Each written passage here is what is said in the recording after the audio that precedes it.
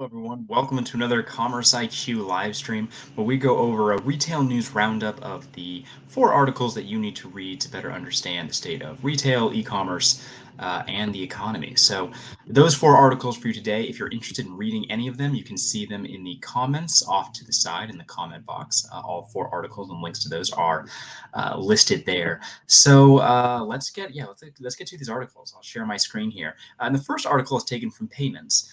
And if you've listened to these in the past, you may remember similar articles that we've covered. But it's really interesting because Payments is one of the few outlets that kind of goes after this angle that I think it might be being ignored by other outlets, and that's data shows e-commerce got a permanent boost from the pandemic. And that might seem a little counter narrative, but they kind of look at census estimates, and you can see what the estimate for e-commerce growth was here in this chart before the pandemic. And actually, where we're at now is a full percentage point higher in terms of overall e-commerce share as a percentage of total retail market share. So, while we have kind of come down from the e-commerce highs of the early pandemic and the mid-pandemic, it is still higher than it would be otherwise had the pandemic never occurred, even if it isn't quite as high as maybe was forecasted back in 2021 by overly optimistic analysts and honestly companies that made hiring plans based on those optimistic forecasts.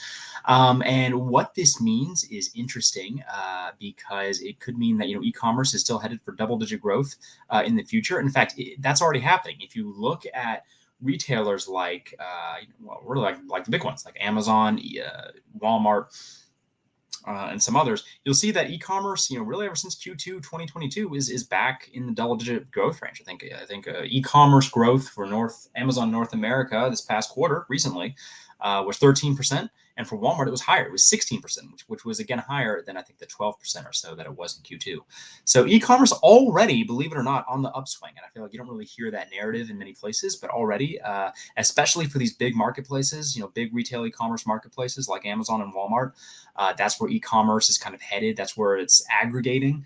And that's where a lot of the growth is. So e-commerce higher than it would have been had the pandemic never occurred, despite some pullback. But that pullback could already be behind us. Factors of recession not included, and that can kind of throw everything for a loop. The next article here is taken from Business Insider, and it's Amazon is gutting its voice assistant Alexa. Employees describe a division in crisis and huge losses on a wasted opportunity. Of course, by now, the news of Amazon's layoffs is relatively old in the fast-moving tech industry and retail industry. But this is a really good piece that just came out more recently that gets at kind of the details behind these layoffs, a bit of history behind the Alexa division on Amazon, how it kind of started off as this favorite project from Bezos, and then it kind of fell from grace as it continued to fail to realize its dream of providing more shopping occasions for users. While device sales were very strong, the shopping instances didn't really materialize like the company hoped, and then kind of investment fell off, leading to layoffs predominantly focused in the Alexa division.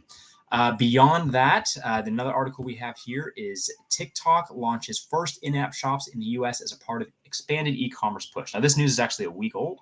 But we didn't cover it last week, and I think it's worth covering now because live stream shopping in particular is something that has eluded U.S. markets so far. It's something that's popular in China. It's popular in other Asian economies and markets, but in the U.S. hasn't been popular yet. And I think TikTok is making a bet that it can seamlessly incorporate e-commerce into its existing app, given especially that its app is very popular among Gen Z and younger consumers.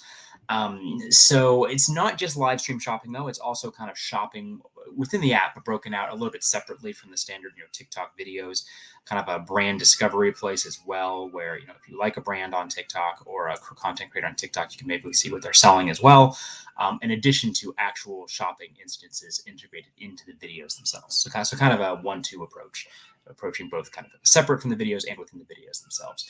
It remains to be seen whether or not this will succeed. Other companies, Facebook has kind of shuttered its live streaming shopping test in the US earlier this year as well. So this will kind of be going against the grain in terms of how live stream shopping has fared in the US so far. So it'd be good to keep an eye on this, but it's something that they're launching and trying out, and they've already had success in China and elsewhere.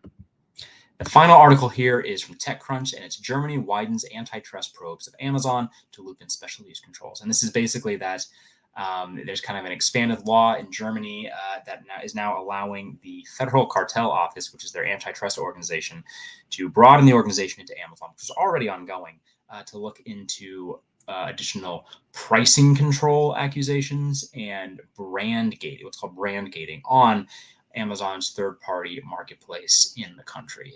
And basically, these accusations stem from concerns that Amazon is using its data that it has, on sellers and all their products to basically actually drive traffic more to their first-party relationships, first-party vendor relationships, and private label goods at the expense of third-party sellers. So the concern is that it's not really a neutral marketplace for brands or for sellers, even small sellers, to operate in.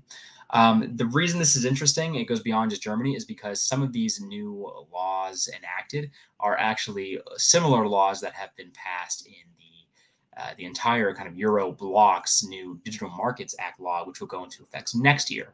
So the trouble that Amazon is facing in Germany right now could actually be kind of a foretaste of what's to come with broader troubles in the EU in terms of some of these antitrust regulations. So again, another thing that we'll be keeping an eye on. But good article, good kind of summary of the issues going on there and some of the difficulties Amazon faces abroad.